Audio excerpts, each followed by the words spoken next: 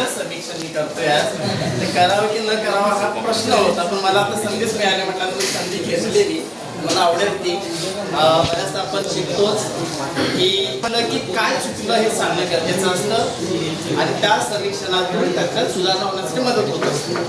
आणि मला खरंच आनंद वाटतोय समीक्षण की मी माझ्या बाजूला बसलेले सचिनला म्हणणार मी सगळं चांगलं सांगून येतो, काय टेन्शन नाही. मग समीक्षण कसलं करतोय आणि समीक्षण म्हणजे काय सांग त्यातलं काय.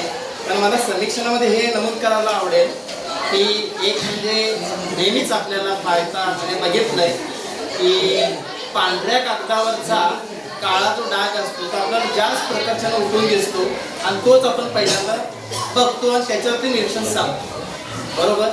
दुसरी गोष्ट 2-3 दिवस आपण ऐकतोय की माणसानं सकारात्मक असणं गरजेचं आहे, सकारात्मक विचार करणं गरजेचं आहे आणि त्यातलं काय जी पॉझिटिव्हिटी आहे ती स्वतःसोबत इतरांना देणं गरजेचं आहे. आपण या प्रशिक्षण शिकत आलेलो आहोत. तर मला यात सांगायला आवडेल की सरांनी जसं नमूद केलं त्या पद्धतीनं की आजचा जो मिश्र परिपाठ झाला तो खूप छान झाला. त्यातल्या त्यात इन्स्पिरेशनल डे ऑफ द काय सरांनी जे सांगितलं सर स्टीफन यांनी NEP मध्ये जो शिक्षक आहे तो गार्डनरच्या भूमिकेत काम करतोय आणि ती भूमिका किती महत्त्वाची आहे हे मला जास्त प्लस वाटलं. बाकी मग असं म्हणूया की उत्तरोत्तर आपले जे काही परिपाठ आहे ते खूप छान चालत चाललेले वाढत चाललेली आहे, प्रगती होत चाललेली आहे.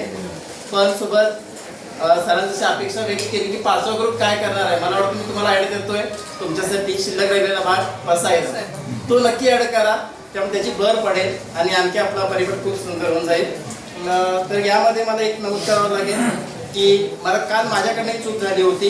मला ती एक प्रकाशन मी नमूद करतोय की मी जी कथा सांगितली ती अचानक सांगितली होती, त्याचं पूर्वनियोजन नव्हतं. पण मला ती सांगताना मी वहीचा आधार घेतला होता आणि तो अपेक्षित नसतो एक शिक्षक म्हणून. ती कथा मी समजा ओरली सांगितली असती तर खूप जास्त अजून इम्प्रेस झाली असती, पण मला ती क्षणाला सुचली. मग मी काम केलं आणि ते सांगावं लागलं. आज तेच परत रिपीट झालं, ते होणं अपेक्षित नाही आहे आणि या पुढचा प्रयत्न जो असेल तो आपण करूया नको ती आपण काळजी घेऊया. बाकी एकंदरीत परिपाठ सुंदर झाला. खूप खूप शुभेच्छा. धन्यवाद.